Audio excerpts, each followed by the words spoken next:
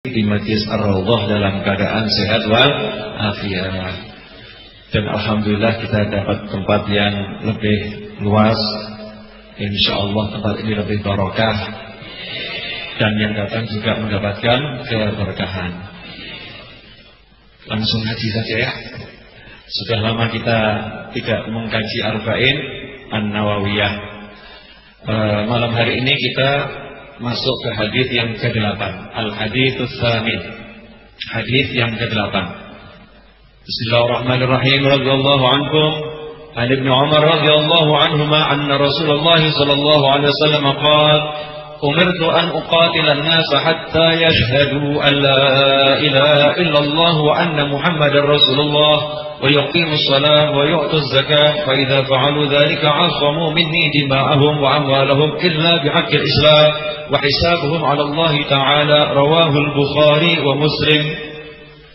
Hadis ini diriwayatkan oleh seorang sahabat yang merupakan putra dari Khalifah Umar ibn Khattab, yaitu Sayyidina Abdullah bin Umar. Tentang riwayat hidup Sayyidina Abdullah bin Umar dulu kan udah kita bahas ya. Sekarang kita akan membahasnya sedikit saja. Sebaik-baik nama adalah Abdullah. Jadi kalau kita punya anak, pengen ngasih nama yang terbaik adalah nama yang dinisbatkan kepada Allah. Ma'ubid wa ma'humid. Nama yang terbaik itu adalah nama yang dinisbatkan kepada Allah dan dinisbatkan kepada Nabi Muhammad sallallahu alaihi wasallam. Semisal Abdullah, Abdul Wahid, Abdul Rahman, ya, Abdul Mun'im, yang dinisbatkan kepada Allah. Kemudian Ahmad, Muhammad, ya, yang seperti itu adalah nama yang terbaik. Jadi kalau panjenengan sedaya ingin ngasih nama anaknya atau cucunya, tidak usah bingung cari nama. Kadang bingung cari nama, akhirnya dapat nama yang nyeleneh. Tahu nama yang nyeleneh? Seperti yang kemarin dulu saya sampaikan ya. Namanya siapa? Premanius. Anak bapak nama siapa? Premanius. Kenapa? Kalau saya kasih nama baik-baik jadinya buruk, saya kasih nama preman saja biar jadi baik. Nah, ini repot. Ini repot. Jadi nama yang terbaik adalah nama Abdullah. Sayyidina Abdullah bin Umar punya banyak keistimewaan seperti yang sudah kita sebutkan. Sedikit kita mengulang, beliau ini adalah salah satu sahabat yang sering sholat malam. Dalam satu malam itu sholat malamnya bisa sampai 5 kali. Ya bisa sampai 5 kali. Sholat, capek, tidur. Bangun, sholat lagi, capek, tidur. Bangun, sholat lagi, capek, tidur. Dan sistem beliau sholat malam ini adalah dengan berbagi tugas dengan istri dan pembantunya. Jadi kalau beliau sholat, istrinya tidur. Beliau tidur, istrinya sholat. Bangunkan istrinya untuk sholat. Istrinya tidur, membangun pembantunya untuk sholat. Terus bergilir seperti itu. Kalau kita kira-kira bagaimana? Capek, tidur, subuh hilang. Akan capek tidur subuhnya hilang. Nah ini Sayyidina Abdullah bin Umar. Banyak riwayat tentang beliau sudah kita bahas. Kita lanjutkan kepada isi hadisnya. Beliau menyatakan radhiyallahu anhuma anna Rasulullah SAW qala, sesungguhnya Nabi Muhammad SAW bersabda, umirtu an uqatilan nas, aku diperintahkan untuk memerangi manusia sehingga mereka itu mau bersaksi bahwasanya tidak ada Tuhan kecuali Allah dan Nabi Muhammad SAW adalah Rasul utusan Allah. Ini yang pertama. Awalnya Rasulullah itu diganggu diam. Kemudian diganggu, Pak Heru mohon maaf, silahkan pengajar. Silahkan maju ke depan. Masih ada tempat di depan. Monggo. Ada orang ganteng ini.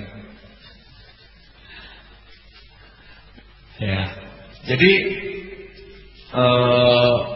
pertama kali Rasul diganggu, tapi diam.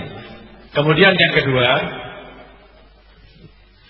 beliau diganggu, tapi kemudian beliau diizinkan oleh Allah Ta'ala untuk membela diri. Kemudian yang ketiga, beliau diperintahkan oleh Allah Ta'ala untuk berjuang menghapuskan segala bentuk kekufuran. Jadi asalnya itu karena diganggu dulu, ya bukan serta merta. Nah hadirin yang dimuliakan Allah Ta'ala, Di sini yang pertama kali menyebabkan seseorang tidak diperangi adalah kesaksian tidak ada Tuhan kecuali Allah dan Nabi Muhammad SAW adalah Rasul utusan Allah. Sehingga kalau ada orang misalnya perang, ini indahnya Islam ya, perang, duel. Dulu kan pakai pedang ya, sekarang repot, selesai. Ya. Atau misalnya sekarang udah ditodong, ini kejar-kejaran antara Muslim dan kafir dalam peperangan. Ketika ditodong di kepala, si kafir kemudian mengatakan La ilaha illallah Muhammadur Rasulullah. Selesai, dia Muslim. Tidak boleh yang megang senjata mengatakan kamu cuma pura-pura kepepet duel. Itu nggak boleh. Ya, tidak boleh seperti itu. Jadi cuma dengan mengucapkan La ilaha illallah Muhammadur Rasulullah, selamat itu jiwanya. Selamat itu hartanya, tidak boleh diganggu. Seseorang yang mengganggu seorang yang sudah mengucapkan La ilaha illallah Muhammadur Rasulullah SAW, maka dia akan berhadapan dengan Allah Ta'ala. Jadi ketika seorang itu mengucapkan kesaksian tidak ada Tuhan kecuali Allah dan Nabi Muhammad SAW adalah Rasul utusan Allah, saat itu dia dijamin oleh Allah. Kamu dalam jaminan saya. Yang mengganggu engkau berarti mengganggu saya. Menyakiti engkau berarti menyakiti saya. Makanya tidak ada dosa yang lebih besar dari dosanya seorang yang mengganggu seorang mukmin. Tidak ada dosa yang lebih besar dari dosanya seorang yang menyakiti seorang mukmin. Tidak ada dosa yang lebih besar dari dosanya seseorang yang menganiaya seorang muslim. Karena itulah kalau kita lihat segala dosa yang berhubungan dengan muslim, kehormatannya, dosa itu selalu akibatnya berat. Contoh yang sederhana. Ya, contoh yang sederhana. Tahu ngerasain enggak? Ibu-ibu ngertos ngerasain ibu. Alhamdulillah. Ngertos budi? Nate ngrasani. Dereng nate mboten. Ngerasani atau dalam bahasa Indonesia menggunjing. Ya, menggunjing. Itu kalau diterjemahkan apa? Memperbincangkan keburukan seorang muslim atau muslimah. Memperbincangkan keburukan. Itu namanya ngerasani. Ada orang ngomong, "Oh, nyatanya benar dia seperti itu kok." Memang dia seperti itu. Kalau benar namanya ngerasani, kalau nggak benar namanya fitnah. Dan fitnah dikatakan wal fitnah itu asyaddu minal qatl. Fitnah itu lebih berat daripada pembunuhan. Jadi ya enaknya mana? Ngerasani atau fitnah? Tidak enak. Ngerasani salah, fitnah salah. Nah, yang banyak terjadi di masyarakat ini ngerasani atau fitnah.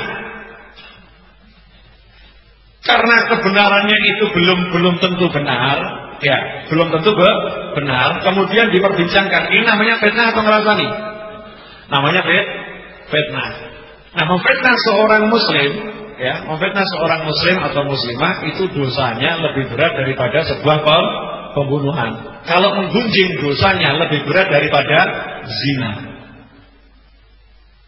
Kenapa kok berat? Urusannya menodai kehormatan seseorang yang sudah dilindungi oleh Allah Ta'ala.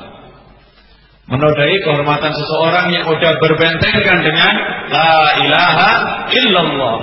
Karena itu jangan main-main dengan orang yang sudah punya La ilaha illallah. Nah, lucunya terkadang ada orang yang tadinya muslim, kemudian tadinya kafir, perang, dua-duanya masuk surga. Loh, aneh. Muslim sama kafir duel, bunuh-bunuhan. Yang muslim masuk surga, yang kafir juga masuk surga. Kok bisa? Pertama kali si muslim duel dengan si kafir, yang muslim tertusuk, meninggal dunia, gugur sebagai syuhada. Setelah membunuh yang muslim, mendapatkan hidayah, yang kafir tadi masuk Islam. Ya, dia masuk Islam. Ternyata dia terang lagi, dia terbunuh sebagai syuhada, sehingga yang membunuh dan yang dibunuh dua-duanya masuk ke dalam surga. Artinya apa? Artinya kita harus selalu berprasangka baik dengan orang lain, apalagi dengan orang yang sudah punya La ilaha illallah Muhammad Rasulullah SAW. Pernah seorang sahabat melakukan sebuah ijtihad perang dengan orang kafir, kemudian si kafir waktu mau dipenggal lehernya mengucapkan la ilaha illallah Muhammadur Rasulullah, maka langsung dia lanjutkan tetap dipenggal. Rasulullah SAW mendengar berita ini, beliau mengatakan, apakah engkau sudah membelah dadanya? Kok engkau bisa tahu bahwasanya ia itu cuma pura-pura? Apakah engkau sudah membelah dadanya? Apakah sudah belah dadanya? Tahu kalau di situ tidak ada la ilaha illallah Muhammad Rasulullah. Aku berlepas diri dari apa yang engkau lakukan. Aku berlepas diri dari apa yang engkau lakukan. Saya tidak ikut tanggung jawab terhadap perbuatanmu itu tersebut. Ya, sahabat kemudian mengatakan, rasanya saya lebih baik sekarang jadi orang kafir terus masuk Islam. Jadi orang kafir terus masuk Islam, sehingga dosa saya itu tadi hilang. Tapi karena udah muslim ya nggak mungkin murtad. Kalau murtad dosanya sangat besar. Nah, ini kehormatan la ilaha illallah. Dalam sebuah riwayat dikatakan menghancurkan Ka'bah sekian puluh kali. Menghancurkan Ka'bah. Siapa yang mau coba-coba? Coba kalau menghancurkan Ka'bah itu kira-kira dosa nggak? Ngobong Ka'bah dosa nggak? Merobohkan Ka'bah dosa nggak? Berani? Nggak berani kan? Betul nggak berani kan?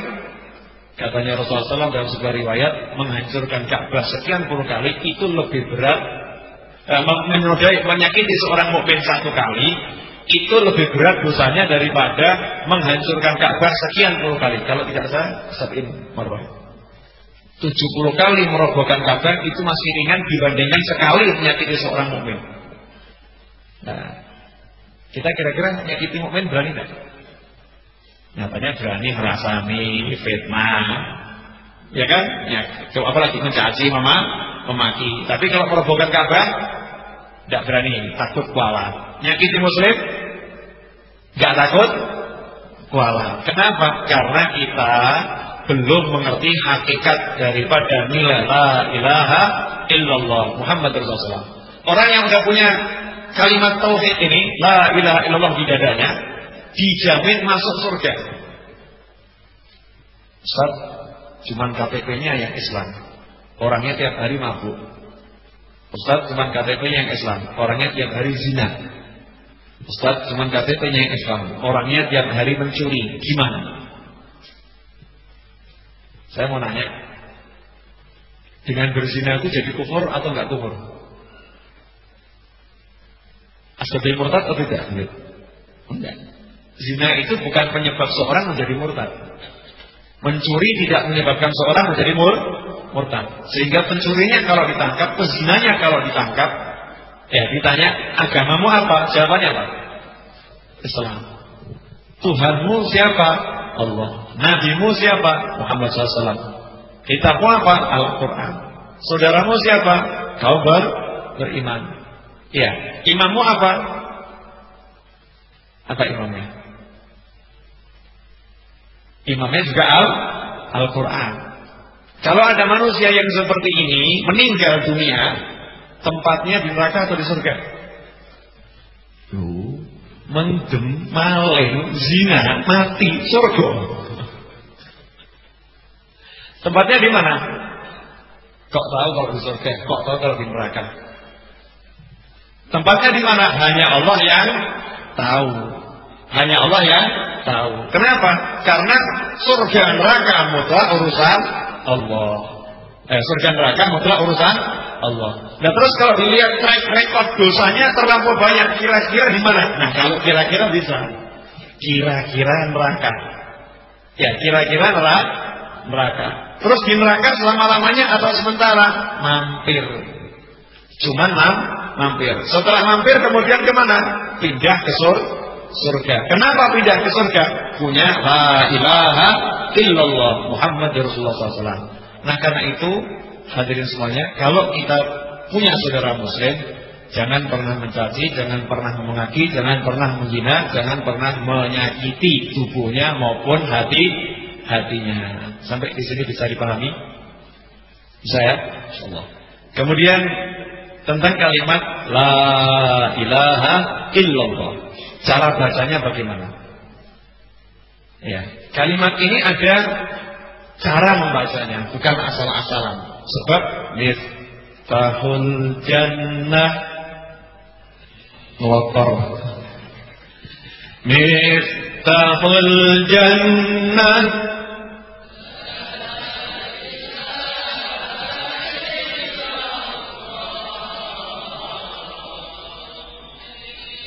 Miftahul jannah la ilaha illallah la ilaha illallah Muhammadur Rasulullah. Kuncinya surga la ilaha illallah. Panjenengan punya kunci motor? Punya. Kalau salah satu anak didiknya grepes sedikit dibuat buka kontak bisa nggak? Nggak bisa ya? Kenapa? Grepes sedikit. Padahal itu kan anak kunci motor panjenengan kan? Nah begitu juga ini.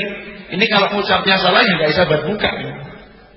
Ya kalau ngucapnya salah, ngucapnya harus benar.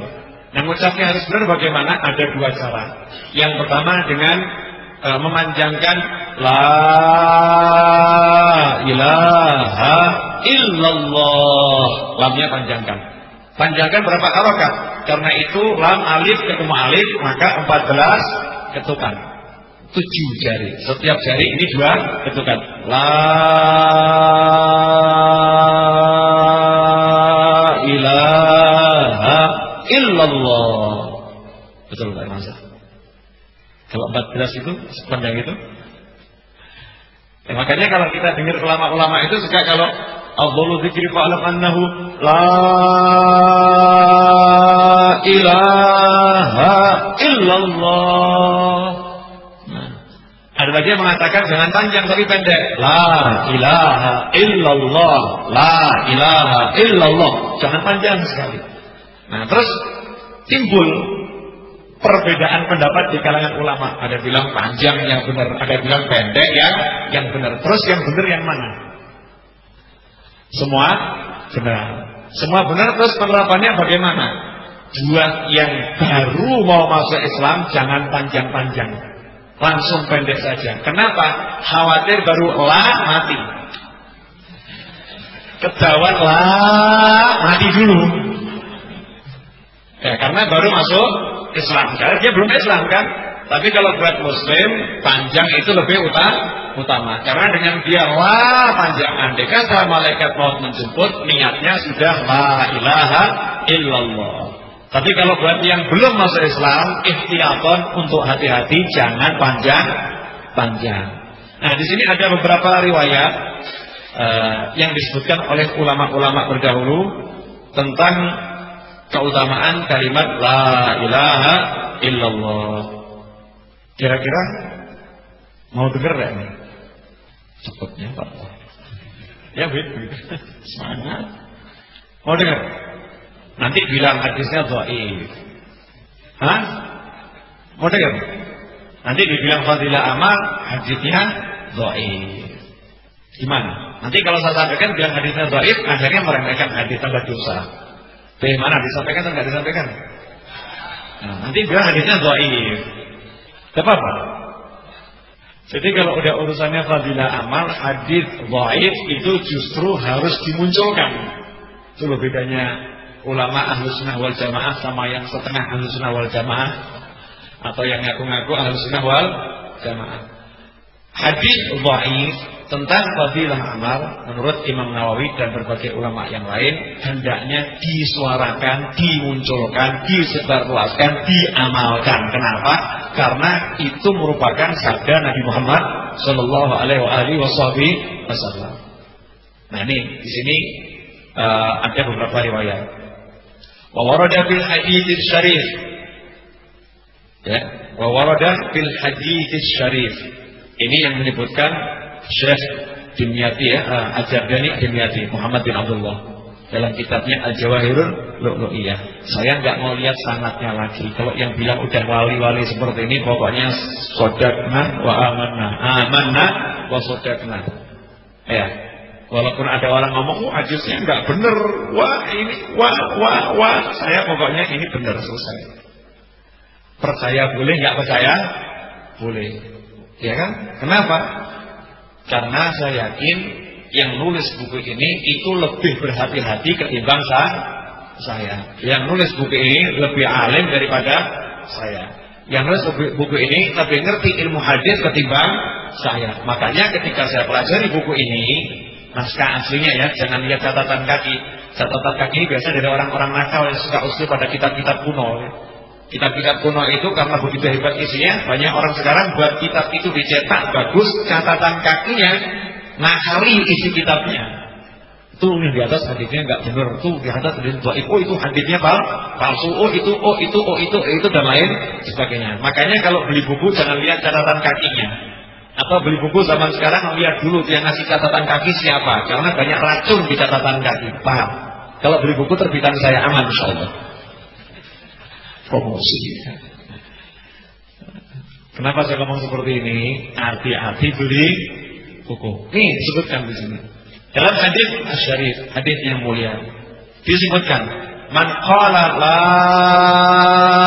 ilaha illallah wa maddaha."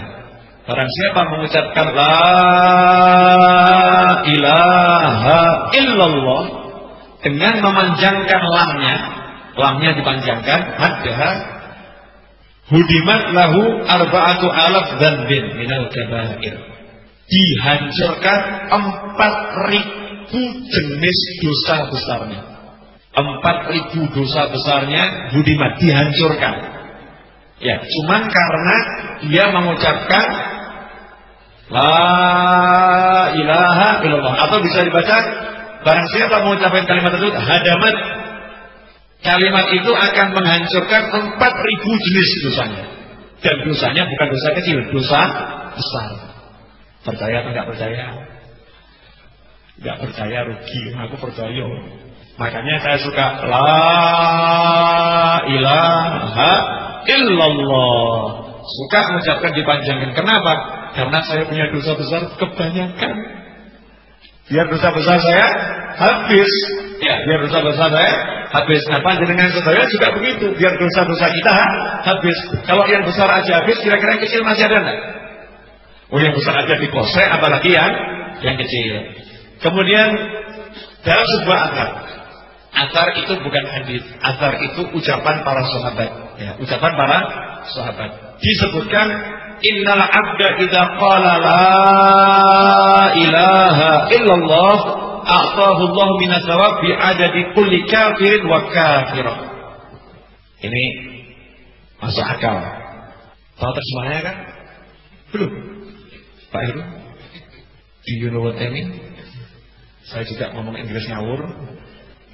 Panjangan ngertos maksud pulang? Dereng ngertos. Artinya tadi juga dereng ngertos. Kalau saya juga nggak ngerti itu bagaimana?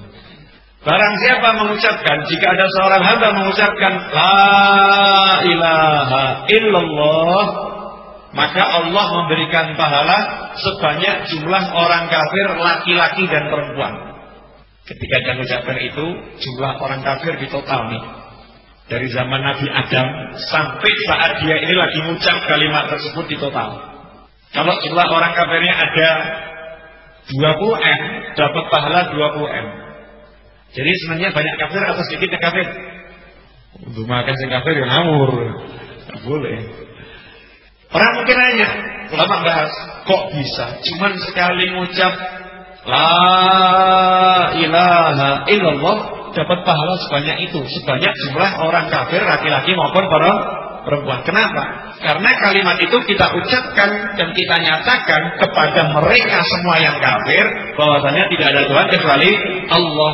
Jadi kalimat ini kita serukan bukan kepada satu orang, kita serukan kepada semua yang tidak memeluk agama Islam, yang belum masuk agama Islam, yang belum mengucapkan kalimat tauhid. Kita nyatakan kepada mereka, kalau di hadapan kita ini ada 1 juta orang, ya kita akan sebutkan itu di hadapan 1 juta orang. Kalau di hadapan kita ada 1 miliar orang kafir, kita akan sebutkan di hadapan 1 miliar orang kafir. Makanya kita dapat pahala sebanyak niat kita ketika mengucapkannya. Karena itu para ulama mengajarkan, kalau kita mengucapkan la ilaha illallah, maka bayangkan Anda sedang berseru kepada seluruh alam bahwasanya tidak ada Tuhan kecuali Allah. Sakit betul? Praktek mawon. Daripada cuma ngomong insya Allah, yuk dibuktikan saja. Siap buktikan ya? Tak ajari cara bayangkan, mau? Sekarang kan ada di rumah ini. Ya, coba sekarang bayangkan kita naik ke atas, terus lihat bumi dari langit. Bunder global ya. Udah kelihatan buminya sudah? Sudah. Asyik. Lihat bumi bisa ya. Padahal lihat saya bisa lihat bumi ya. Keramat semua ini. Udah bisa lihat bumi ya? Sudah? Coba sekarang lihat langit bintang-bintang. Udah bisa lihat? Yuk kita serukan kepada semuanya, langit, bintang-bintang yang di bumi, kepada semut-semut, kepada semua yang bisa kita bayangkan, kita hadirkan, kita serukan kalimat tauhid bersama-sama 1 kali saja, biar kita dapat pahala yang sebesar-besarnya. Mari. La ilaha illallah. Enak? Pengen terus atau pengen mandek? Pengen terus. Ternyata kalimat itu ada candunya. Ada candunya. Al-Imam Abdullah bin Alwi Al-Khaddad radhiyallahu ta'ala anhu dalam kitabnya Tasbihul Fuad, beliau menyatakan di antara keistimewaan kalimat ini adalah buat yang membacanya akan menimbulkan rasa sejuk di hati. Ya, rasa sejuk di hati. Dan bawaan kalimat ini itu akan membuat yang baca jadi ngantuk. Jadi panjenengan tidak usah beli obat tidur sama dokter Irmansyah, baca ini banyak-banyak. Nanti ngantuk dengan sendirinya.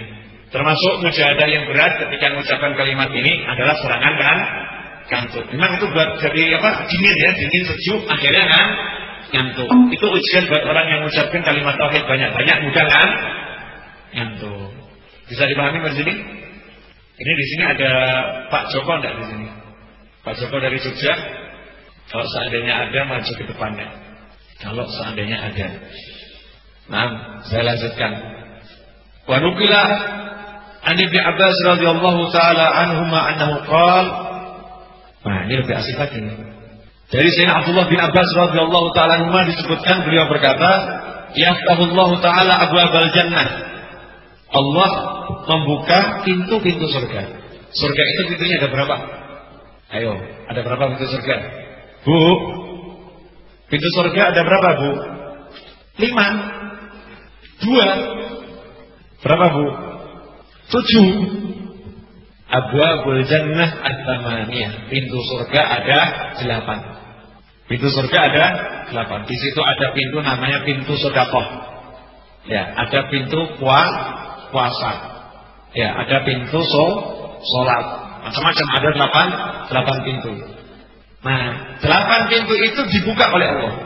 Dibuka oleh Allah. Kemudian wa yunadi munadin min tahtal arsy. Dari bawah arsy ada penyeru yang berseru, memanggil dengan suara keras. Ayatuhal jannah wa kullu ma fika minan ni'am liman anta. Wahai surga dan semua kenikmatan yang berada di dalammu, kalian itu untuk siapa? Surga ditanya ya. Surga kamu dan semua yang ada di dalammu untuk siapa? Maka fatunadil jannah, surganya berkata, surga dengan semua yang ada di dalamnya. Dalam surga itu kita tahu ada sungai-sungai, ya kan, ada istana-istana, macam-macam. Semuanya serentak berkata, nahnu li ahli la ilaha illallah. Kami adalah disediakan untuk orang-orang yang mengucapkan la ilaha illallah. Wala natrubu illa ahla la ilaha illallah. Dan kami tidak mencari, ya, yang kami cari hanyalah orang yang mengucapkan la ilaha illallah. Wala yadkhulu alaina, dan tidak akan masuk surga, tidak masuk ke dalam kenikmatan-kenikmatan itu kecuali orang yang ahli la ilaha illallah. Wa nahnu muharramun, dan kami diharamkan kepada orang-orang yang tidak mau mengucapkan la ilaha illallah. wa inda hadza takununa wa kullu ma fiha min azab. Ketika surga ngomong seperti itu, neraka kan enggak dipanggil. Neraka kan tidak dipanggil. Neraka itu meri, surga ngomong, nerakanya ikut-ikut ngomong gitu. Neraka ikut-ikut ngomong. Kenapa? Karena gemes neraka. Karena neraka gregetan gitu ya. Gregetan nerakanya ngomong. Beserta semua jenis siksa yang ada di dalamnya. Siksa neraka yang paling ringan, pakai sandal otaknya meletup.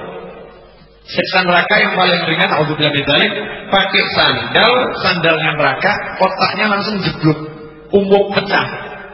Seperti kalau kita goreng telur tahu ya? Kemudian telurnya pecah kan? Nah ini pakai sandal itu langsung panasnya naik ke atas sampai otaknya meletup. Itu siksa yang paling ringan. Bayangkan ini semua jenis siksanya neraka manggil, berkata, ya, apa kata-katanya? La ya'khuluni illa man anqara la ilaha illallah.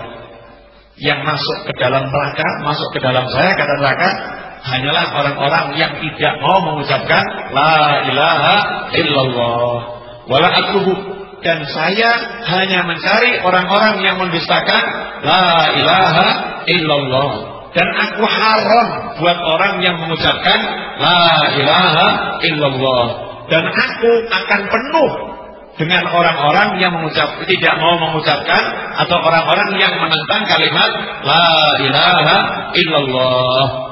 Dan dikatakan panasnya saya ini, umumnya saya hanya saya peruntukkan untuk orang-orang yang anti la ilaha illallah. Tsumma qala fataji rahmatullah wa maghfiratuh fatakulu ana li ahli la ilallah. Setelah itu datang rahmatnya Allah dan ampunan Allah. Tapi surga neraka, di antara surga neraka itu ada rahmat dan ampunan Allah. Ada rahmat dan ampunan Allah. Rahmatnya Allah dan ampunan Allah berkata, saya ini diperuntukkan untuk orang yang mau mengucapkan la ilaha illallah. Dan saya akan menolong orang yang mengucapkan la ilaha illallah.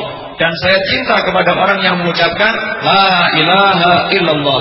Dan surga diizinkan untuk dimasuki bagi orang yang mengucapkan la ilaha illallah. Dan neraka haram bagi orang yang mengucapkan la ilaha illallah.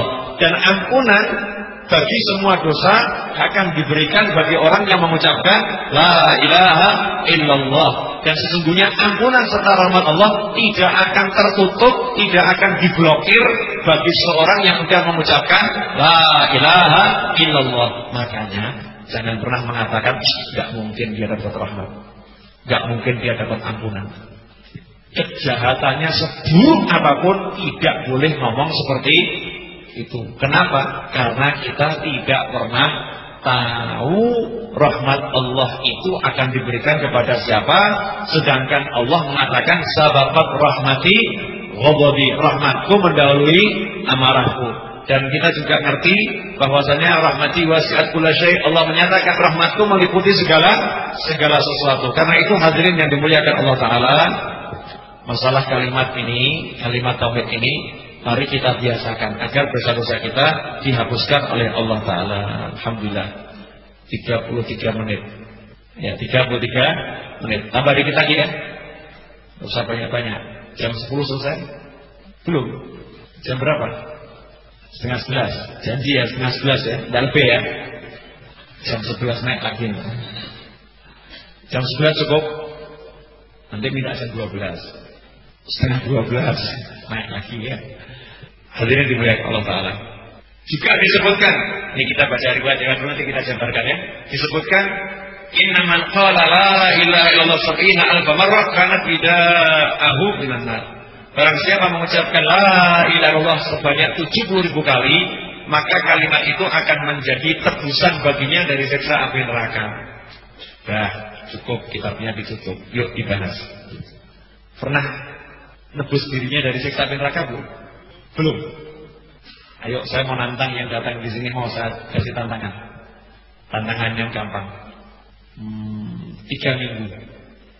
Gak usah lama-lama, gak usah cepet-cepet. 3 minggu. 3 minggu itu berapa hari? 21 hari. Mulai malam ini sampai Jumat kedua, Jumat ketiga, Jumat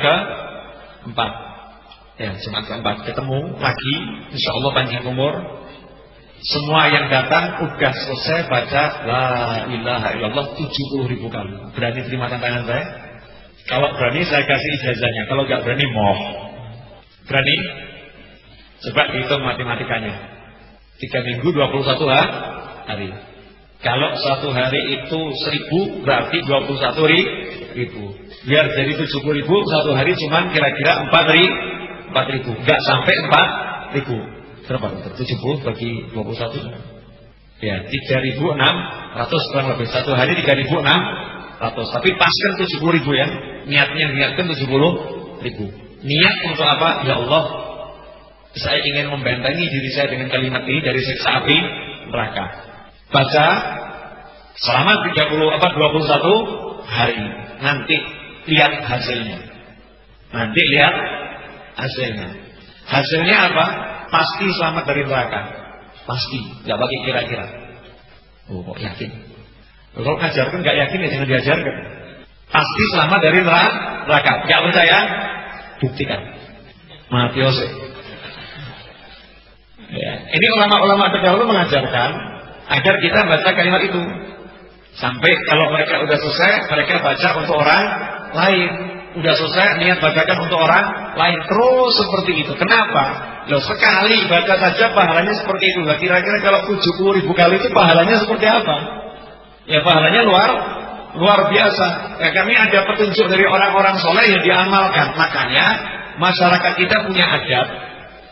Bu, di desa Panjenengan ada adat zikir fidaan, bukan? Ada kan? Zikir fidaan ya.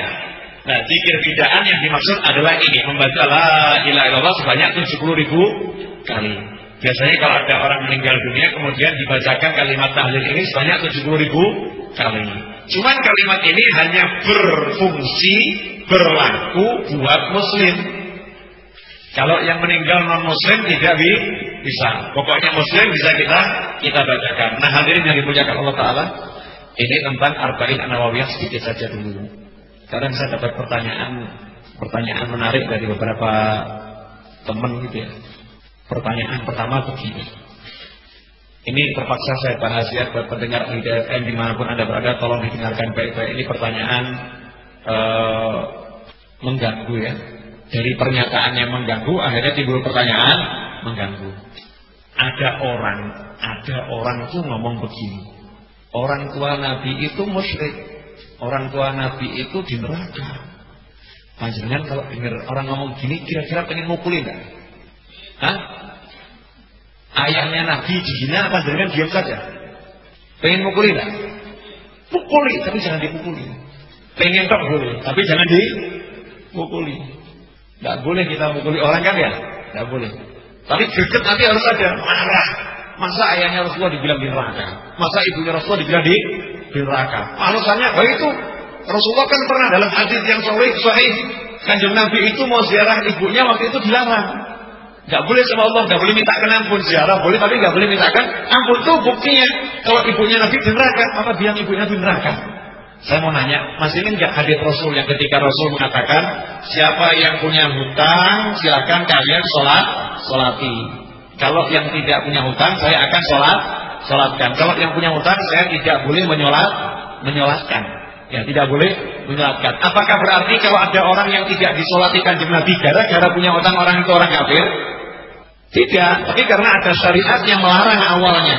Termasuk ketika Rasulullah akan memintakan ampun untuk ibunya, saat itu ada syariat yang melarang. Karena apa? Karena alasan-alasan yang Allah Ta'ala lebih paham tentang itu. Tapi setelah itu, bukan karena ibunya kafir, bukan karena apa? Memang sama Allah dilarang. Dilarangnya karena alasan yang Allah lebih tahu. Tapi diizinkan untuk berziarah. Nah, setelah itu Rasul diizinkan oleh Allah untuk menghidupkan kedua orang tuanya.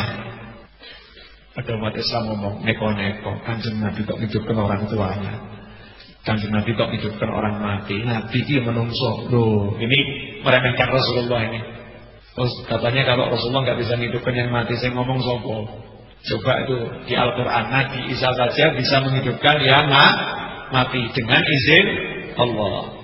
Diriwayatkan dalam sebuah riwayat, Nabi Muhammad SAW menghidupkan orang tuanya dengan izin Allah Ta'ala sekedar untuk mengucapkan 2 kalimat syahadat, agar kedua orang tua Rasulullah SAW menjadi seorang Muslim dan umat Nabi Muhammad SAW.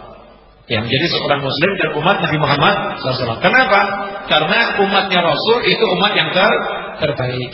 Nah, terus bagaimana hukum orang tua Rasul sebelum dihidupkan? Apakah orang yang kafir atau bagaimana? Rasulullah tidak lahir dari orang kafir. Rasulullah tidak lahir dari orang musyrik. Perlu diketahui dalam kaidah usuluddin, ilmu tauhid. Saya mau nanya, ada orang budak buta bisu. Budak buta bisu. Enggak meluk agama Islam, meninggal. Neraka atau surga? Ayo. Gimana tuh? Budak buta bisu enggak beragama. Ini di Indonesia, budak buta bisu tidak beragama, surga atau neraka? Kenapa saya tanya ini, Pak Dokter, tolong diterangkan masalah kalau ada orang budak buta bisu itu kira-kira bagaimana? Jadi ilmu kedokteran saya nggak paham. Nanti saya udah diterangkan Pak Dokternya, saya baru menjelaskan kira-kira di mana tempatnya.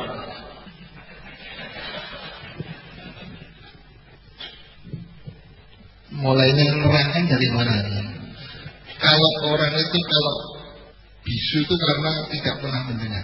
Jadi orang budak itu kalau budak sejak lahir dia maka nggak bisa bicara. Karena proses belajarnya orang bicara itu dari proses mendengar dulu. Sekarang orang buta tidak bisa melihat apa-apa.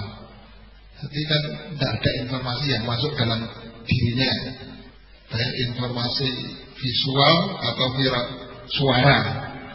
Nah, ini terus ini jadi tidur dokter. Ya, kalau itu saya tidak bisa tahu hukumnya. Orang masuk surga bisa, tetap bisa. Ya diberi itu huruf braille bisa, tetap diberi. Nah, susah. Dan nanti Allah yang menempatkan.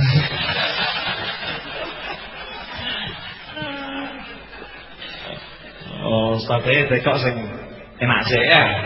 Banyak yang gampang-gampang, budak bisu buta.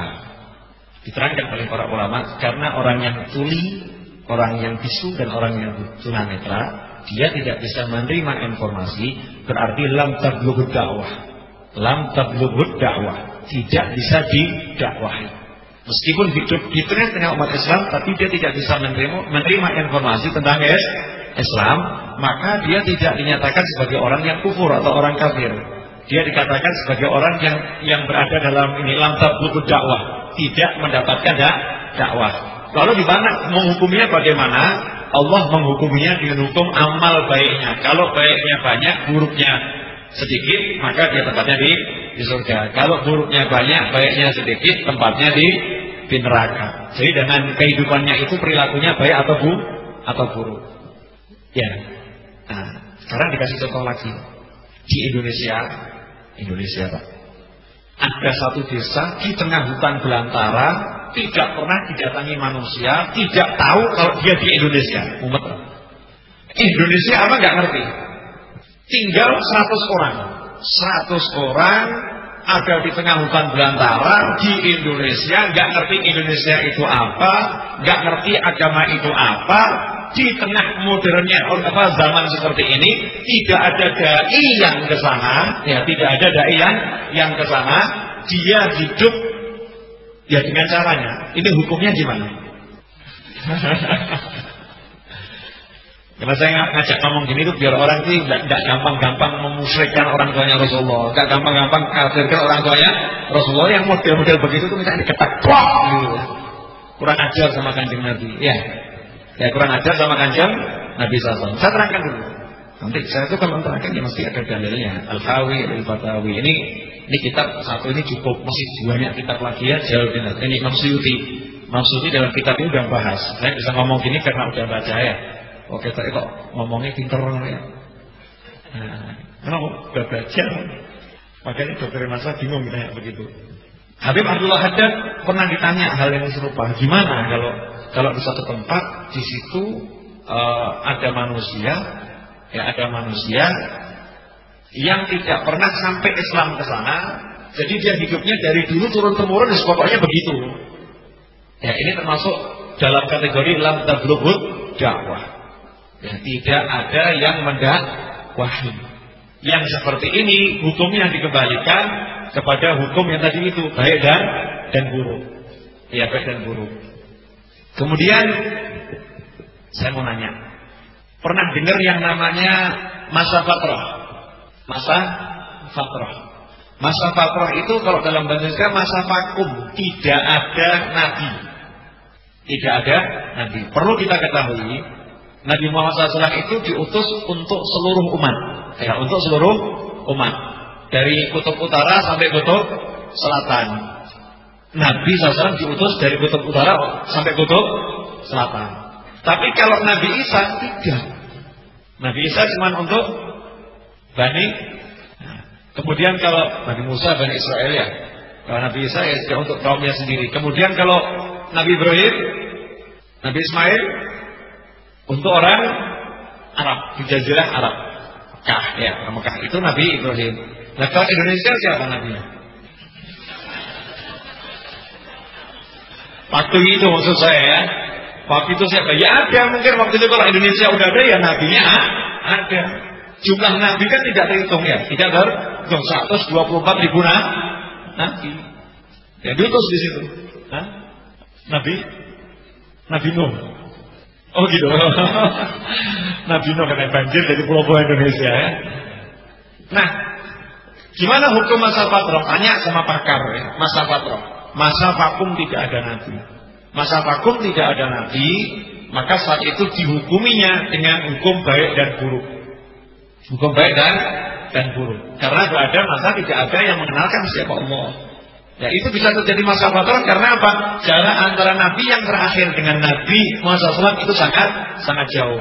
Yaitu dari Nabi Isa sampai Rasulullah 600 tahun kurang lebih. Dalam 600 tahun itu ajaran Nabi Isa terkikis, gitu kan? Ajaran Nabi Isa terkikis. Nah, kalau Nabi Ibrahim lebih jauh lagi kan? Lebih jauh lagi. Ajaran Nabi Ibrahim mulai terkikis. Nah, yang menjadi pengajar agama Nabi yang dibawa Nabi Ibrahim dan agama yang dibawa oleh Nabi Isa alaihissalam itu orangnya udah punah. Masih ingat zamannya Rasulullah cuma ada Waraqah bin Naufal sama beberapa orang lagi kan sedikit sekali yang betul-betul paham agama. Yang lain bagaimana? Yang lain dia turun temurun menurut orang tuanya, menurut orang tuanya. Itu yang pria. Yang wanita bagaimana? Wanita jahiliyah itu nggak pernah keluar rumah. Kumpulnya ya sama sekitarnya sedikit saja, nggak pernah kemana-mana. Dan yang laki saja yang keliling kemana-mana, yang tahu agama cuma sedikit. Apalagi wanita yang sama sekali tidak tahu agama. Jadi mereka itu berada betul-betul dalam masa fatrah. Makanya kekosongan. Ketika ditanya bagaimana hukum manusia ada di masa fatrah kekosongan tadi, surga atau neraka, maka dijawab yaitu kalau memang mereka itu betul-betul kemaksiatannya luar biasa, tempatnya di neraka. Tapi kalau baiknya banyak, tempatnya di surga. Kan seperti itu hukumnya. Masa fatrah tidak dihukumi sebagai kekufuran. Nah, terus sekarang nanya, ayahnya Nabi dan ibunya Nabi SAW itu meninggal dunia, Rasulullah sudah umur 40 tahun atau masih anak-anak? Masih anak. Berarti Islam yang dibawa Rasul udah ada atau belum? Belum. Berarti nabinya siapa waktu itu di Mekah? Masih ikut Nabi Ismail dan Nabi Ibrahim. Jarak dari Nabi Ismail ke Nabi Ibrahim ke Rasulullah jauh sekali, jauh dekat. Dikatakan kalau salah 3000 tahun. Kalau Nabi Ismail, Nabi Isa itu 600 tahun. Tapi kalau Nabi Ibrahim itu sangat jauh. Saya lupa ya tahunnya berapa. Hijrah sangat jauh. Nah, karena itu ayahnya Rasul dan ibunya Rasul hidup di masa vakum. Ya, hidup di masa vakum. Karena hidup di masa vakum, maka dihukumi menurut kebaikannya dan keburukannya. Pertanyaan saya, ayah Rasul, adakah ada hukum begini? Manusia itu mendapat taklif beban hukum setelah usia balik. Kalau belum balik, meninggal tempatnya di mana? Misalnya bapaknya kafir, anaknya umur 7 tahun meninggal dunia. Tempatnya di mana? Menurut pendapat ulama yang kuat, tempatnya di surga. Karena ini belum balik. 8 tahun meninggal, tempatnya surga karena belum balik. Enggak seperti bapaknya. Nah sekarang Rasulullah SAW ketika meninggal dunia, ayahnya Rasul umur berapa tahun? Berapa tahun? Berapa? 100 tahun? 60 tahun? Tidak pernah saja. Belum pernah. Ibu, ayah Rasul umur berapa tahun meninggal? Ketika Rasul masih dalam kandungan, ayahnya meninggal dunia. Nah, tapi ayahnya umur berapa tahun meninggal dunia? Pernah dipelajari belum? Belum. Saya kasih tahu mau. Berani bayar berapa? 18 tahun. Umur 18 tahun. Saya mau nanya, umur 18 tahun, anggap usia balik 15 tahun, berarti baru 3 tahun. Dalam 3 tahun, coba kita baca sejarahnya ayah Rasulullah SAW. Pernah nggak dengar ayahnya Rasulullah mabuk? Pernah. Ayahnya Rasulullah main perempuan? Pernah. Tidak ada. Semua perbuatan trek ayah Rasulullah itu rekodnya bagusnya luar biasa. Makanya ayah Rasulullah jadi idaman wanita-wanita yang ada di kota Mekah. Semua ingin mempersunting ayahnya Rasulullah SAW. Jadi ayah Rasulullah ini manusia yang sangat baik. Makanya punya putra yang terbaik. Ya, punya putra yang terbaik. Nah, secara hukum Islam, kalau ada seorang manusia meninggal masih muda di masa Fatrah, tempatnya di mana? Kalau perilakunya baik, di surga atau di neraka? Surga. Dan sekarang kalau ada orang Islam ngaku nih Muslim, ngelek-ngelek ayahnya Kanjeng Nabi, kurang ajar boten. Ada yang bilang belum tahu sejarah. Kalau belum tahu sejarah nggak apa-apa. Nggak mau tahu sejarah. Ya, nggak mau tahu sejarah. Makanya hadirin dimuliakan Allah Taala. Hati-hati sehubungan dengan orang tua Rasulullah SAW. Saya akan bacakan sedikit ini biar ngerti lah umat Islam ya. Sedikit saja. Sudah tadi saya kasih tanda, insya Allah masih ada kesimpulan gitu ya. Silakan yang udah dapat minum diminum. Sudah dapat belum? Yang belum bayangkan dulu.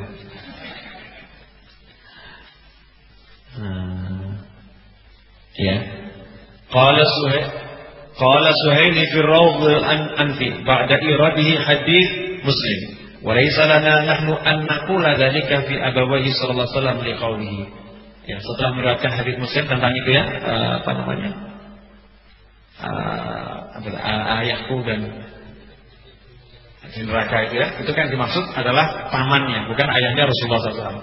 Tidak boleh mengartikan itu kepada ayahnya Rasulullah SAW. Kenapa? Karena dalam sebuah riwayat Rasul bersabda, la tu'dzul ahya bisabbil amwat. Jangan sekali-kali kalian mengganggu atau menyakiti yang hidup, ya, menyakiti yang hidup dengan mencaci yang meninggal. Paham? Menyakiti yang hidup dengan mencaci yang meninggal. Contoh ya gitu. Ada seorang yang bapaknya itu kafir ya, kafir. Bapakmu kafir, neraka bapakmu. Caci begitu. Ini yang hidup Muslim. Sakit hati enggak ya? Sakit hati kan? Meskipun itu benar, itu enggak boleh. Ya, itu tidak boleh. Ini dari akhlaknya Nabi Muhammad SAW. Kepada manusia biasa saja tidak boleh. Manusia biasa hidupnya tiap hari wewek, mendem, kasarnya begitu ya. Kita menyakiti hatinya dengan cara yang seperti itu tidak diizinkan oleh Nabi Muhammad SAW. Kemudian di ayat yang dalam ayat Al-Quran Allah menyatakan innal ladzina yu'dzunallaha wa rasulahu. Coba di surat Al-Ahzab Pak Dokter. Al-Ahzab ayat 57. Nanti biar lihat sama dokter dengan saya. Al-Ahzab ayat 57. Kalau tadi menyakiti seorang muslim saja dengan cara seperti itu tidak boleh, kira-kira kalau menyakiti Kanjeng Nabi dengan cara mencaci maki orang tuanya boleh nggak? Ya sangat nggak boleh. Sama saja orang yang mencaci maki orang tua Rasulullah berarti dia menyakiti hati Nabi Muhammad SAW. Ya, bagaimana sanksi Allah Taala bagi orang yang menyakiti hati Nabi Muhammad SAW? Kalau ada orang yang menyakiti hati Rasulullah SAW, bagaimana ucapan Allah? Bagaimana sanksi yang diberikan Allah Ta'ala? Maka coba dilihat di surat Al-Ahzab ayat 57. Gimana A'udzu billahi minasyaitonir rajim. Bismillahirrahmanirrahim. Innal ladzina yu'dzuna Allaha wa rasulahu la'anahumullahu fid dunya wal akhirati wa a'adda lahum adzaban muhina. Sesungguhnya terhadap orang-orang yang menyakiti Allah dan Rasul-Nya, Allah akan melaknatnya di dunia dan di akhirat dan menyediakan azab yang menghinakan bagi mereka. Berani coba-coba Al-Ahzab ayat 57. Sesungguhnya orang-orang yang mengganggu, menyakiti Allah dan Rasul-Nya, maka Allah melaknatnya di dunia dan di akhirat. Enggak cukup di akhirat, di dunia dan di akhirat, dan Allah mempersiapkan untuknya siksa yang menghinakannya. Begitu ada kan?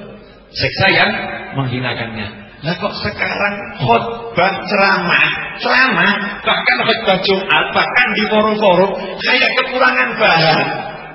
Kalau kekurangan bahan itu bahan tentang bekti sama orang tua, bahan silaturahim, bahan sedekah. Nah kok bahannya senangnya kok ngelek-elek Kanjeng Nabi terus. Bapaknya Kanjeng Nabi itu merokok, bapaknya Kanjeng Nabi itu merokok, ibunya Kanjeng Nabi itu musyrik. Jadi ya percuma, diistighfari ya percuma. Manusia jenis begini terus ngadep Kanjeng Nabi orang dilempar ya enggak mungkin. Paham? Matrud 'inda Allah wa 'inda Rasul. Orang yang seperti ini terusir dari Allah dan terusir dari Rasulnya. Nas Al-Ahzab ayat 57. Mal'un, dilaknat oleh Allah, dilaknat di dunia maupun di akhirat. Mal'un artinya ba'id minar rahmah, dijauhkan dari rahmatnya Allah. Padahal rahmatnya Allah itu dekat dengan orang yang mengucap la ilaha illallah. Tapi karena ia mengganggu Allah dan Rasulnya, diblokir rahmatnya Allah, dijauhkan, diperlakukan seperti iblis. Bahaya apa enggak bahaya? Bahaya sekali ya. Ustaz kok ngomongnya galak, ngamuk kok ya orang galak. Bukan di Nabi dia elek kok orang ngamuk gitu. Ini sekarang ada seorang muslim, orang tuanya non muslim. Coba kita ngomong sama anaknya, bapak minum rokok percuma. Kok tunai percuma rokok bapak. Sakit hati enggak anaknya? Ya kan Nabi kira-kira sakit hati enggak? Sakit hati. Dan kalau udah Kanjeng Nabi sakit hati, Allah sakit hati enggak? Ya Allah marah. Kalau udah Allah marah bagaimana? Ya itu Al-Ahzab 57. Makanya hati-hati. Setiap hadis yang ada itu ada penjelasan dari para ulama. Nah kalau kita nggak paham bukan pakarnya, jangan kemudian dibawa di khalayak umum seakan-akan artinya seperti itu, kemudian dijadikan sebuah pembenaran, kemudian dakwahnya cuma begitu-begitu saja. Nah terus manfaatnya apa? Manfaatnya apa? Itu apa? Ngomong ayahnya Kanjeng Nabi, bapaknya apa ibunya Kanjeng Nabi di neraka itu apa? Dapat ganjaran. Taknatnya didapat. Makanya hati-hati. Alhamdulillah. Jam berapa ini? 10. Jam 10. Sampai di sini jelas? Ibu-ibu mau jelas Bu? Nanti Jumat depan saya sambung nih. Saya sambung yang satu ini. Ya sedikit-sedikit dulu jawabannya sedikit-sedikit dulu. Ini soalnya udah banyak ya, ada berapa muballigh itu yang ceramahnya model begini, betul nggak? Hah? Pernah dengar? Pernah. Lu ngono kok muballigh ya? Baca di buku juga ada ya. Mulai seperti itu. Manfaatnya apa? Nah, inilah metode orang-orang di luar Islam untuk menghancurkan kecintaan umat kepada Nabi Muhammad SAW. Jadi umat itu mau ta'alluq, hatinya mau terikat sama Rasulullah, dijauhkan, jangan. Kenapa? Kalau sampai umat Islam hatinya terpaut pada Kanjeng Nabi SAW, maka bahaya. Islam akan kuat. Nah kalau kita kan diajarkan Rasulullah kan baik-baik kepada orang yang non-muslim yang santunnya kan, sampaikan ucapan-ucapan yang lembut dan lain sebagainya, akhlak. Nah ini kok sampai sama ayahnya Rasul aja seperti itu, ini kan ya kebangetan. Belum paham? Dah. Sekarang Dr. Hermansyah biar ngomong sepatah dua patah kata atau memangku tanya jawab, terserah Pak Dokter. Saya tak minum. Boleh tak panjangan gak minum kan? Nah iya, saya minumnya kapan nanti kalau ngomong terus? Malam ini saya sebenarnya nggak ingin nambah, saya tuh capek sekali Pak Ustaz. Ya sedikit mau nambahin, tambah aja ya sedikit aja ya, nggak usah banyak-banyak ya. Ya cuma kita dengan orang Arab itu lain, ya.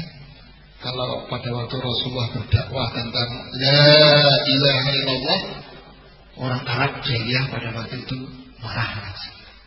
Tapi kalau orang Indonesia, orang Jawa itu ada dakwah la ilaha illallah sama orang kafir ya biasa-biasa terima. Apa itu wong Islam, ya kan? Kenapa itu? Kenapa? Kok orang Jawa tidak lagi la ilaha illallah enggak marah kenapa? Orang muda ini, sebabnya orang muda ini itu sebab itu, ya kan? Maka kita itu tidak mempunyai pengertian tentang makna la ilaha illallah. Kita yang sudah belajar ini mungkin baru sedikit sekali tahunya, ya. Padahal kalau kita nanti kita kupas dalam bahasa Arab ilahnya itu kita belajar itu kira-kira 3 tahun belum selesai. Nah, ya, makanya kita orang Arab langsung mudeng gitu loh, karena orang Arab, karena Arab Sapiwan gitu ya. Orang Arab bahasa Arab itu bahasa Arab itu daerah mudeng ya, karena ya. Ya. Cuma orang yang paham bahasa Arab, dia itu akan tahu betul makna la ilaha illallah. Maka saya ajak warga kita itu cinta, ya, cinta dengan bahasa Arab. Saya sendiri sebagai orang Cina yang sudah masuk Islam, saya tuh pengen bisa mau Arab gundul itu bisa. Kok iso kayak ngono kok sedih soalnya ya, saya itu ya tertarik gitu kan. Ternyata saya belajar dengan usaha saya itu, oh sebenarnya baca itu Arab gundul itu sudah ada realnya, ya. Jadi sudah ada kaidah-kaidah, ya, sehingga bacanya A, I, U itu sudah ada kaidahnya, ya. Oh, jadi kalau sudah lancar seperti orang nyopir mobil itu kalau sudah timbangannya mak ser-ser gampang gitu. Oh, gitu. Jadi kalau kita tahu kuncinya, ya insya Allah ilmu itu semua mudah, ya. Maka kita harus punya semangat belajar, ya. Harus belajar betul-betul. Nah, yang masih muda-muda ini, kalau keluarga mau belajar, mayatnya masih muda-muda itu ya. Kadang-kadang kita tuh mau belajar ya aras-arasan itu ya. Ya, mudah-mudahan ini sedikit saja tambahan saya ya. Ada pertanyaan? Ini Pak Habib Nurudin, istirahat dulu. Silakan dari ruang sini dulu yang mau bertanya. Silakan. Tentang tadi. Halo? Mari, silakan. Kalau tidak ada yang tanya. Ini bebas pulsa. Nanti online langsung. Tidak ada. Kalau tidak ada saya yang tanya lagi. Pertanyaan saya angel. Ibu-ibu ada yang tanya enggak ibu-ibu? Monggo Bu. Ada mic-nya enggak? Ada Bu. Ada yang mau tanya enggak? Mboten. Oh, mboten. Telepon. Lagi belum tanya kan? Dari tanya? Di luar tema. Boleh, mari. Ya, monggo. Sudah sampai enggak Mas? Ada mic-nya enggak? Ya udah, suaranya keras. Berdiri yang keras soalnya.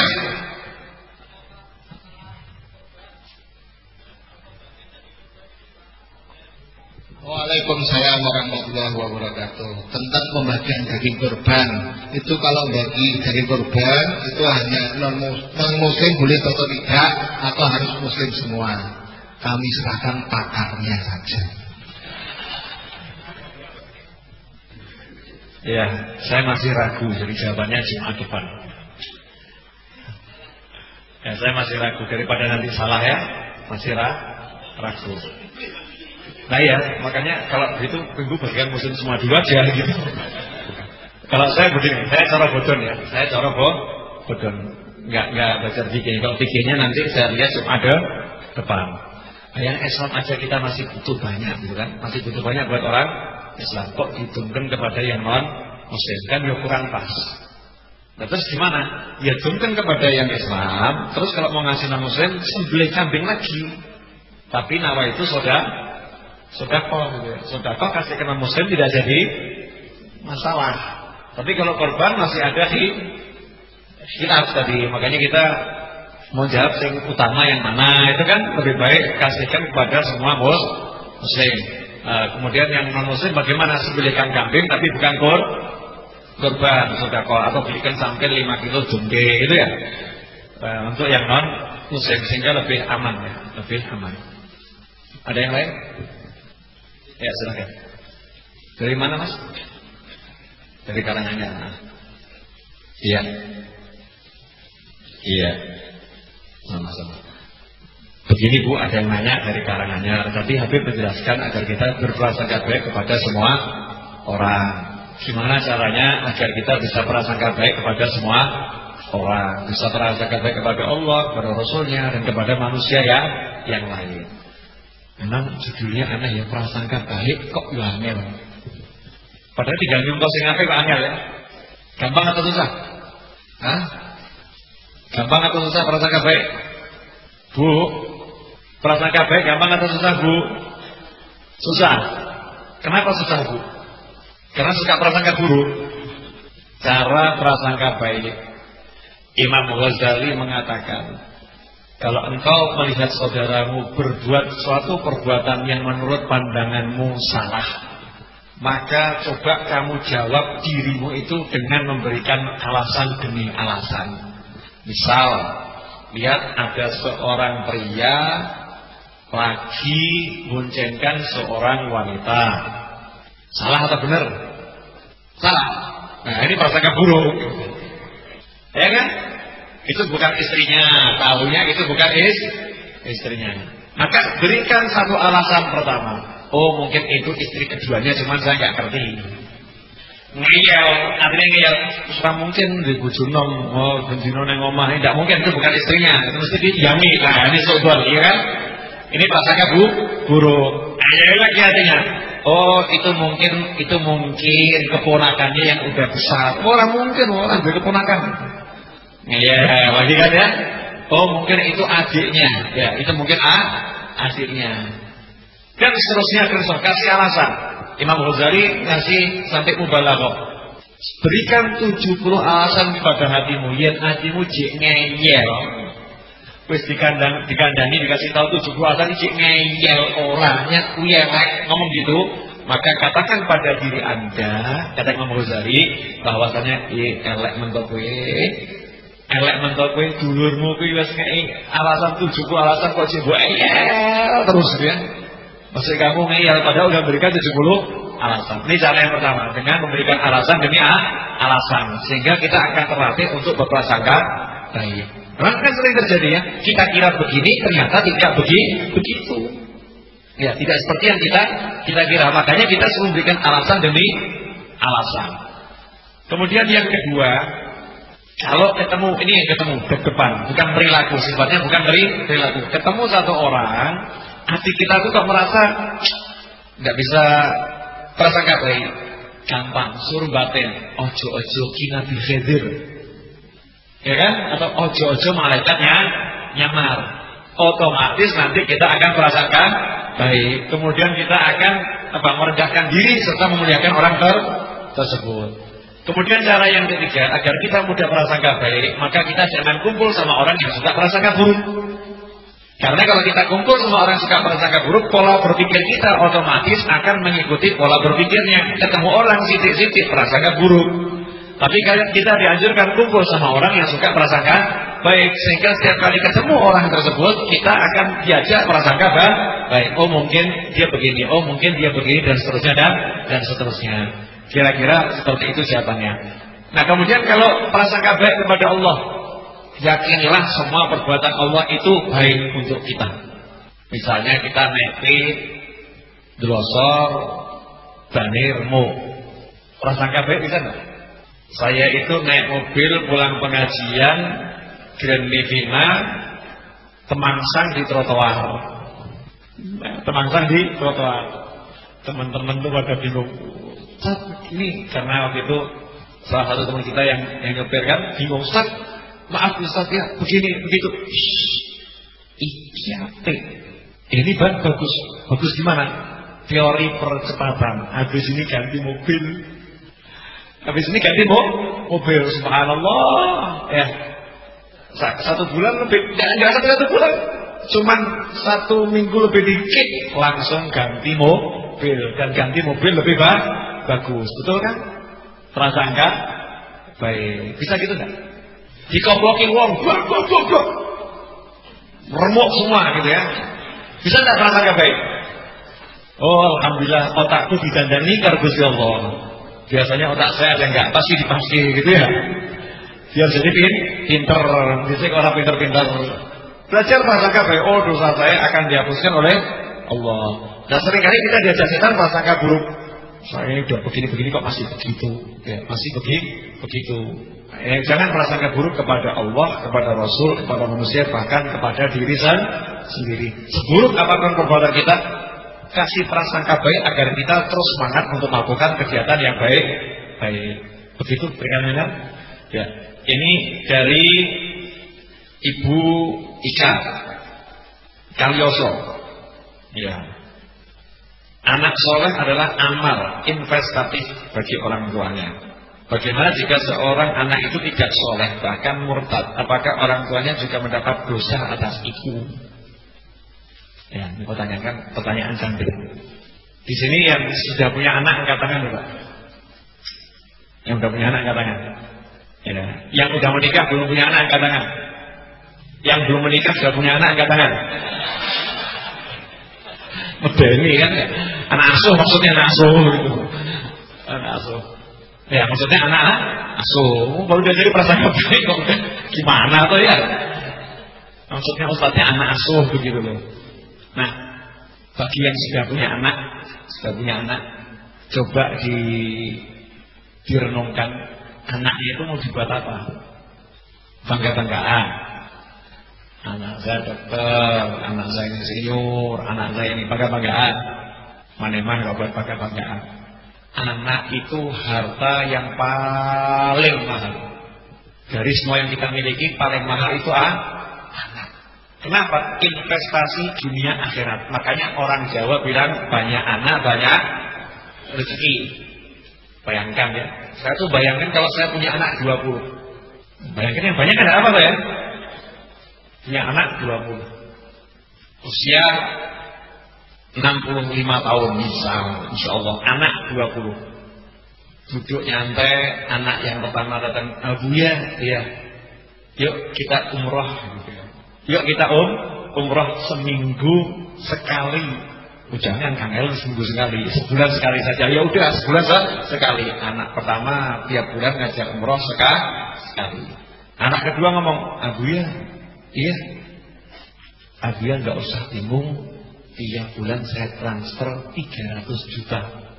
Haji, ya. Anak ketiga ngomong, Abuya, iya, kakak kan transfer 300 juta, adik nggak mau kalah 500 juta. Haji. Ya. Yang keempat ngomong, Abuya, saya nggak punya apa-apa, tapi saya tiap hari mau dampingi Abuya nyetir kemana-mana, mijeti dan lain sebagainya. TOPPT, TSKL. Ya kan? Abuya bingung nih daftarnya 1 sampai 20. Semuanya urusan dunia, istirahat, pensiun. Enak? Enak enggak, Bu? Berarti Ibu boleh anak banyak atau Bu? Wes iji beli mesti sama. Repot kan ya? Enggak punya syarat. Enggak punya syarat. Nawaitunya yang banyak tapi soleh atau solehah. Itu dunia saja kelihatan. Banyak anak, banyak rezeki. Nah bayangkan sekarang anaknya banyak, hafal Quran semua. Gus Karim bersaudara itu berapa? 14 ya. Yang hafal Al-Quran berapa? 12. Bapaknya pensiun nggak di alam kubur. 12 anaknya hafal Quran. Kalau cuma hafal saja itu udah luar biasa. Dari 12 yang hafal ini pesantren terus memproduksi orang-orang yang hafal Al-Quran. Dikubur pensiun nggak? Pensiun. Jadi yang belum punya anak pengen segera punya anak. Yang belum menikah pengen segera menikah. Nggak pengen. Ibu di sini banyak yang mau menikah, Bu, kalau punya anak perempuan yang solehah. Mas-mas siap menikah? Nggak berani, Bu. Diem semua. Nah, maksud saya begini.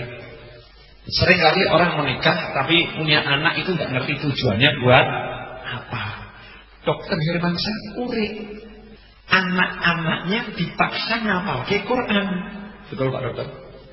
Ya kan? Diprogram biar anak-anaknya itu ngapal Quran. Pokoknya kamu boleh begini, tapi syaratnya kamu mau ngapalkan Al-Quran. Yang satu taruh pesantren, ngapalkan Al-Quran. Pengen pensiun akhirat. Ya boleh, mau pengen akhirat udah boleh kan ya. Ini namanya cerdas. Yang cerdas seperti itu. Nah ini anak itu betul-betul investasi kita yang paling besar ya, investatif ya. Jadi investasi ya, investasi kita yang paling besar itu adalah anak. Makanya dalam hadis disebutkan orang kalau meninggal dunia amalnya terputus kecuali doa anak yang soleh untuk orang tuanya. Bukan berarti doa orang lain nggak nyampe, doa orang lain nyampe, tapi yang paling cepat nyampe doanya anak. Sebagaimana orang tua itu investasi buat anak. Dari semua orang doa yang paling terkabul doanya orang tua untuk anak gitu. Sama juga doa anak untuk orang tua. Makanya urusan anak ini anak harus diperhatikan. Nah, kalau sampai terjadi, bagaimana jika seorang anak itu tidak soleh, bahkan murtad, orang tuanya dapat dosa tidak? Lihat dulu kasusnya. Kalau orang tuanya mendidik, orang tuanya itu ngajarin, carikan guru ngaji, diajari ilmu agama, diajak pengajian, naudzubillah min dzalik, anaknya kemudian beling, naudzubillah min dzalik, kemudian sampai murtad, maka orang tuanya tidak bertanggung jawab, tidak berdosa karena udah mendidik. Tapi kalau orang tuanya tambah ngejum rokok barengnya, rokok bareng, ya kan? Ya nak, join ini, join itu, nggak dididik agamanya, nggak diajari, nggak pernah diajak pengajian, sampai anaknya akhirnya rusak, maka orang tuanya dapat dosa. Kenapa? Tidak mendidik anaknya untuk menjadi orang yang soleh atau solehah. Begitu Ibu Ikan jawaban atas pertanyaannya. Yang lain? Ya, boleh tertulis, boleh yang mau nanya dari belakang. Ada lagi yang nanya? Silahkan Pak. Dari mana Pak? Purwodadi, silahkan. Boleh, di luar tema. Waalaikumsalam warahmatullahi wabarakatuh. Nama siapa tadi Pak? Bapak Rusdi. Biar langit yang bekerja. Ternyata, makasih Pak Rusdi Purwodadi. Datang bersama rombongan atau piyambak Pak? Naik apa Pak? Naik angkot. Nyupir sendiri atau numpang angkot? Numpang angkot. Ya. Dari Purwodadi naik angkot cari ilmu. Kira-kira Allah cinta nggak? Purwodadi numpang angkot golek ilmu. Ya. Kira-kira izin sih sampai gitu kan? Kira-kira Allah sayang nggak? Hah?